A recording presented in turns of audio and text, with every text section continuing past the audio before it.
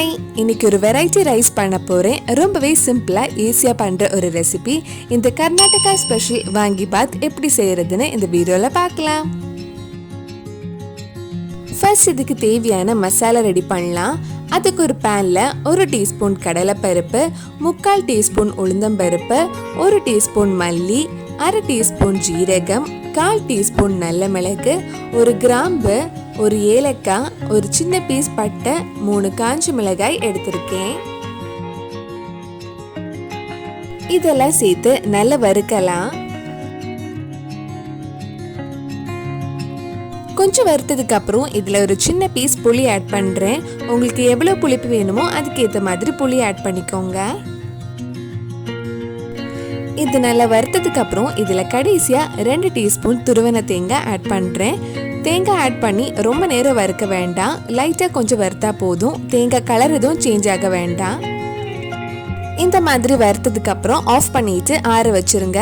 ஆறுனதுக்கு அப்புறம் நம்ம மிக்ஸி ஜார்ல போட்டு பவுடர் பண்ணி எடுக்கலாம். இப்போ ஒரு கடாயில கொஞ்சம் எண்ணெய் ஊத்தலாம். எண்ணெய் சூடானதும் இதுல கொஞ்சம் கடுகு ஆட் பண்றேன். கடுகு வெடிச்சதுக்கு அப்புறம் இதுல 1/2 டீஸ்பூன் கடலைப்பருப்பு, 1/2 டீஸ்பூன் உளுந்தம்பருப்பு, 2 டீஸ்பூன் நிலக்கடலை ஆட் பண்ணி ஒரு 2 நிமிஷம் வதக்கலாம்.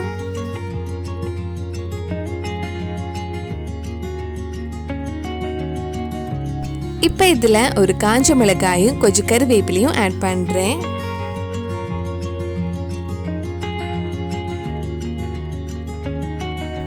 இப்ப இதுல 2 கத்திரிக்காய் ஆட் பண்ணி வதக்க போறேன்.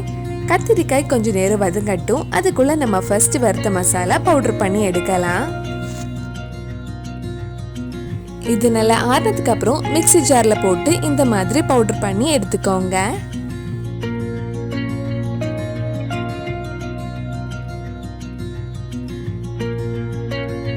கத்திரிக்காய் கொஞ்சம் வதங்கினதும் இதுல 1/4 டீஸ்பூன் மஞ்சள் பொடி, தேவையான அளவு உப்பு, கொஞ்சம் காய் பொடி, நம்ம பவுடர் பண்ண மசாலா சேர்த்து ஒரு 2 நிமிஷம் கிட்ட வதக்கலாம்.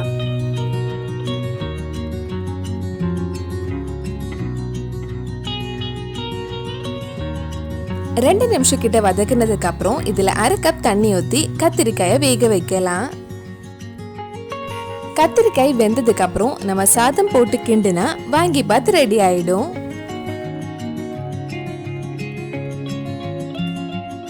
தண்ணியெல்லாம் வத்தி கத்திரிக்காய் நல்லா வெந்திருக்கு. இனி இதுல 2 கப் சாதம் போட்டு மிக்ஸ் பண்ணலாம்.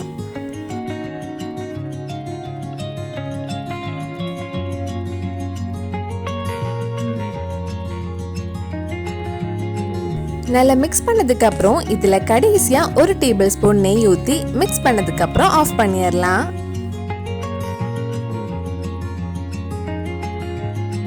சுவையான வாங்கி பாத் ரெடி ஆயிடுச்சு. கண்டிப்பா நீங்களும் இந்த ரெசிபி உங்க வீட்ல செஞ்சு பாருங்க. பிடிச்சிருந்தா இந்த வீடியோவை லைக் பண்ணுங்க, உங்க ஃப்ரெண்ட்ஸ் அண்ட் ஃபேமிலிக்கு ஷேர் பண்ணுங்க. வேற என்னெல்லாம் குக்கு வித் கோமாளி ரெசிபி நம்ம சேனல்ல ட்ரை பண்ணலாம்னு கீழே கமெண்ட் பாக்ஸ்ல சொல்லுங்க. நீங்க இன்னும் என்னோட சேனலை சப்ஸ்கிரைப் பண்ணலைன்னா மறக்காம சேனலையும் சப்ஸ்கிரைப் பண்ணுங்க. கூடவே அந்த பெல் ஐக்கனையும் பிரஸ் பண்ணா நான் புது வீடியோ போட்ட உடனே உங்க போனுக்கு நோட்டிபிகேஷன் வந்துடும்.